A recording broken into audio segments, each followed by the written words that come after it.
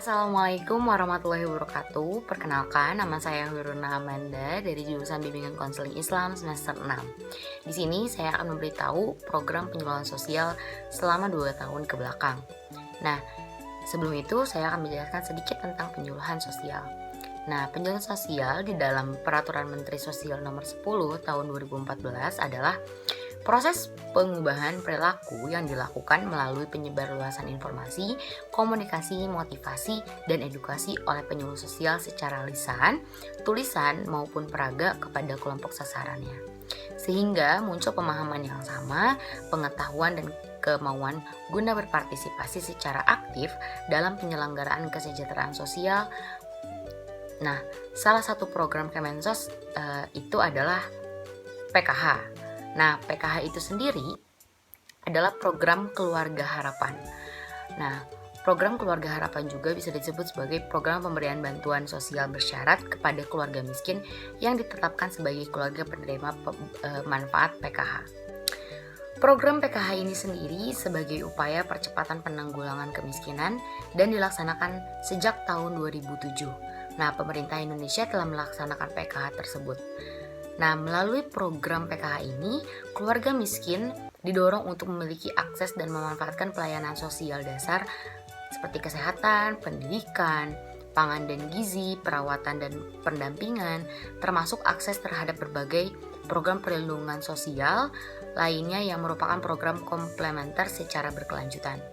Nah, adapun tujuan dari program keluarga harapan ini adalah pertama adalah meningkatkan taraf hidup melalui akses layanan pendidikan, kesehatan, dan kesejahteraan sosial. Dan yang kedua adalah mengurangi beban pengeluaran dan meningkatkan pendapatan keluarga miskin yang rentan. Yang ketiga adalah perubahan perilaku, menciptakan perubahan perilaku dan kemandirian KPM dalam mengakses layanan kesehatan, pendidikan, dan kesejahteraan sosial. Nah, yang keempat adalah kurangi kemiskinan dan kesenjangan. Yang kelima adalah inklusi keuangan, mengenalkan manfaat produk dan jasa keuangan formal kepada keluarga penerima manfaat PKH tersebut. Nah, penyaluran bantuan sosial PKH ini diberikan selama 3 bulan sekali. 3 bulan sekali melalui 4 tahap dalam 1 tahun. Nah, mungkin untuk sebuah inovasi, saya rasa program PKH ini sudah sangat bagus ya. Sudah banyak masyarakat miskin yang terbantu dengan adanya program keluarga harapan ini. Namun, tetapi masih banyak juga keluarga miskin yang belum tercatat dalam program PKH ini. Hal tersebut disebabkan karena kurangnya pendataan kepada masyarakat yang dilakukannya oleh si Kemensos ini. Nah, maka dari itu, apa salahnya jika PKH membuat pendaftaran secara online dengan persyaratan tertentu yang wajib diisi.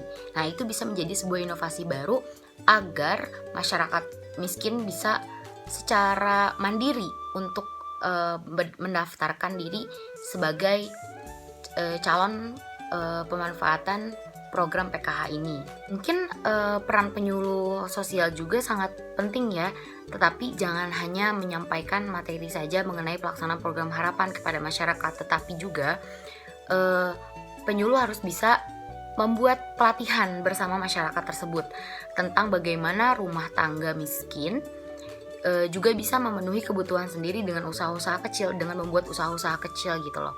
Itu bisa menjadi sebuah inovasi gitu ya. Jadi jangan hanya memberikan materi saja, tetapi memberikan sebuah pelatihan yang bisa membuat mereka oh iya bisa gitu untuk dari pemanfaatan, mungkin dari mereka dari pemanfaatan dari pemanfaatan dana yang diberikan PKH bisa nanti digunakan untuk membuat usaha-usaha kecil dan mereka akhirnya menjadi keluarga yang mandiri gitu. Nah, terus juga mungkin dari program keluarga harapan ini sudah bisa meminimalisirkan masyarakat miskin di beberapa daerah. Tapi masih banyak juga yang seperti saya bilang tadi, di beberapa daerah masih banyak masyarakat miskin yang belum tercatat itu dalam pemanfaatan PKH tersebut ini. Nah, mungkin untuk kedepannya perlu dilakukan pemutakhiran data secara benar agar tidak terjadinya miss data sebagai proses pendataan peserta penerima PKH. Nah, sebuah inovasinya itu adalah bagaimana jika PKH ini membuat membuat secara online untuk pendaftarannya. Jadi si data tidak ada lagi data yang tidak terdaftar. Nah, nanti dari si pendamping PKH ini, nah mungkin si pendamping PKH ini nanti tinggal memilih siapa saja masyarakat yang benar-benar masuk ke dalam kategori keluarga miskin yang sangat-sangat membutuhkan pemanfaatan PKH tersebut gitu. Nah, itu juga bisa meminimalisirkannya ya untuk data untuk masyarakat yang belum terdata itu gitu.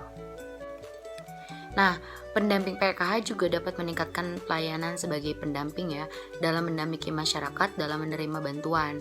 Sikap yang lebih responsif, cekatan dan sigap akan sangat membantu masyarakat apabila terdapat permasalahan di lapangan tersebut. Nah, mungkin hanya sekian yang bisa saya sampaikan. Terima kasih. Wassalamualaikum warahmatullahi wabarakatuh.